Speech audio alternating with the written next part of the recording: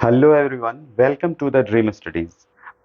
आज हम लोग फसलों, फलों और उनके लिए जो संज्ञाएं यूज की जाती हैं, उनके दूसरा नाम जो दिया गया है, जिस संज्ञा के द्वारा उसे संबोधित किया जाता है, हम उसको जानेंगे। जैसे कि मान लीजिए, जैसे कि इलायची है। इलायची एक मसाला है।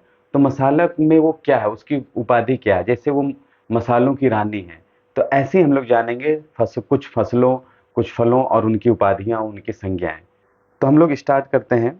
पहला है दलहनों का राजा। दलहनों का राजा जो है, चना को कहा जाता है। दलहनों का राजा चना को कहा जाता है। नेक्स्ट है दलहनों की रानी। दलहनों की रानी मटर को कहा जाता है। अब अगला है फलों का राजा। फलों का राजा आम को कहा जाता है। भाई, फलों में सबसे ज्यादा स्वादिष्ट होता है। बहुत लोगों को नहीं भी पसंद होता, लेकिन ये ज्यादातर पसंद करते हैं लोग, इसीलिए इसे फलों का राजा कहते हैं। और इसमें बहुत सारे ब्रांड होते हैं। नेक्स्ट है फलों की रानी। फलों की रानी लीची को कहा जाता है। मसालों की रानी। मसालों की रानी इलायची को कहा जाता है। फूलों की रानी। फूलों की रानी ग्लेडियोलस को कहा जाता है। पेय पदार्थों की रानी चाय, जो कि पूरे भारत, पूरे विश्व में प्रसिद्ध है। कुछ लोग तो इसके बिना रह ही नहीं पाते हैं। पेय पदार्थ की रानी चाय को कहा जाता है। समशीतोष्ण फलों का राजा सेब को कहा जाता है। शुष्क फलों का राजा बेर होता है। गरीब लोगों का फल बेर होता है। और साथ में अमरूद भी है, गरीब लोगों का फल वैसे देखा जाए तो।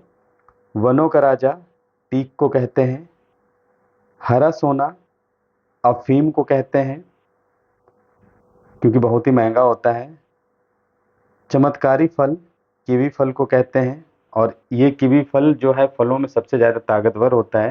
डेंगू, मलेरिया, इन सब में जब आदमी उबरता है, जब, तो फिर उसे कीवी फल दिया जाता है। कल्प वृक्ष। कल्प वृक्ष नारियल को बोला जाता है। ईश्वरीय भोजन। ईश्वरीय भोजन कोकोआ को कहते हैं। शताब्दी पौधा खजूर को कहते हैं। भारत का स्वर्णिम तंतु या स्वर्णिम रेशा जूट को कहा जाता है, या सोने का रेशा जूट को कहा जाता है। विश्वव्यापी रेशा कपास को कहा जाता है।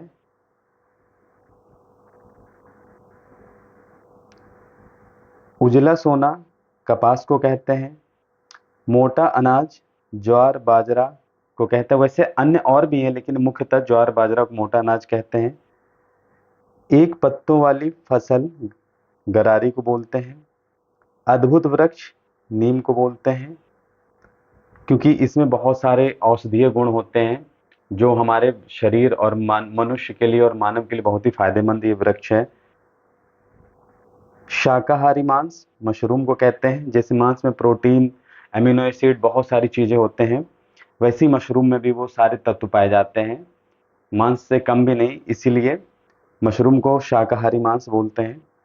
21वीं सदी का पेड़ नीम को बोलते हैं। राष्ट्रीय वृक्ष बरगद को कहते हैं। अनाजों की रानी मक्का को कहते हैं। तो ये थे हमारे कुछ फसलों, फलों व उनके पद, उनके नाम, जिस संज्ञा से उसको बुलाया जाता है। आई होप ये वीडियो आपको बहुत अच्छी जानकारी प्रदान की होगी, और ऐसे ही अच्छी जानकारियों वाली वीडियो हम लाते रहेंगे। वीडियो अच्छी लगे तो सब्सक्राइब कर लें और बेल आइकन दबा लें, ताकि आने वाली वीडियोज की नोटिफिकेशन मिल जाए।